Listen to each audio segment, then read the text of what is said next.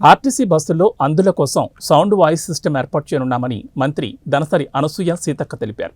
అందుల ఆరాధ్య దైవం బ్రెయిలీ లిపి సృష్టికర్త డాక్టర్ లూయిస్ బ్రెయిలీ 215వ జన్మదినం సందర్భంగా మలక్పేటలోని దివ్యాంగుల సంక్షేమ శాఖ రాష్ట్ర కార్యాలయం ఆవరణలో జరిగిన వేడుకలకు మంత్రి సీతక్క ముఖ్య అతిథిగా హాజరయ్యారు. దివ్యాంగుల అభివృద్ధి సంక్షేమం కోసం కాంగ్రెస్ ప్రభుత్వం కృషి చేస్తుందని సీతక్క అన్నారు. దివ్యాంగుల ఆర్థిక స్థితిగతులను మెరుగుపరచడానికి మేనిఫెస్టోలో రూపొందించిన విధంగా ఉపాధి, ఉద్యోగ అవకాశాలు కల్పిస్తామని తెలిపారు. నుంచి ఇప్పటి వరకు ఫిలప్ కాలేదు, రిజర్వేషన్స్ కానీ లేదా అవకాశాలు రాక ఉద్యోగ ఉపాధి అవకాశాలు లేక ఇబ్బంది పడుతున్నామని చెప్పారు.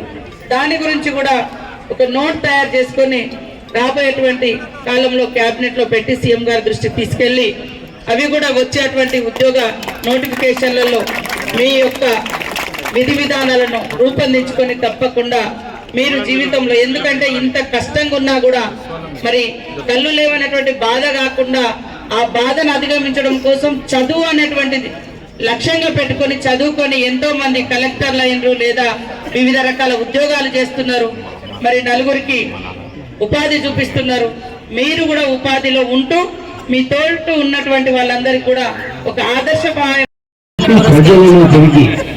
ఇక్కడ డిజేబుల్ పర్సన్ సంబంధించి వికలాంగుల సంక్షేమం శాఖ ఆధ్వర్యంలో మరి బ్లైండ్స్ అంటే కళ్ళు లేనటువంటి సోదరులకు సోదరిమణులకు మనోధైర్యాన్ని ఇస్తూ లూయిస్ బ్రెయిలీ గారి యొక్క జీవితమే ఒక ఆదర్శంగా, ఒక స్ఫూర్తిగా తీసుకొని ప్రతి ఒక్కరు కూడా తమ తమ జీవితాలలో ముందుకొచ్చే విధంగా ఉండాలనే ఉద్దేశంతో వారు ఈరోజు ఇక్కడ నన్ను ఆహ్వానించడం జరిగింది. తప్పకుండా వారందరికీ కూడా కళ్ళు లేవు, మేము ఈ ప్రపంచాన్ని చూడలేకపోతున్నాం, చదవలేకపోతున్నాం అన్నటువంటి బాధ, ఆత్మనున్నత భావము లేకుండా మేము అవకాశాలు దొరికితే ఆకాశమే అద్దుగా ఎదగగలుగుతాం అనేటువంటి ఈ స్ఫూర్తితో ముందుకొచ్చే విధంగా వారు ఉండాలని వారిని కోరుకుంటూ, వారు చెప్పినటువంటి ముఖ్యంగా 2014 నుంచి ఇప్పటి వరకు మరి బ్యాక్లాగ్ పోస్టులు కానీ, డిజేబుల్ పర్సన్కి సంబంధించినటువంటి ఉద్యోగాలు కానీ ఎలాంటి భర్తీ కాక ఆర్థికంగా కూడా చాలామంది ఇబ్బంది పడుతున్నారు.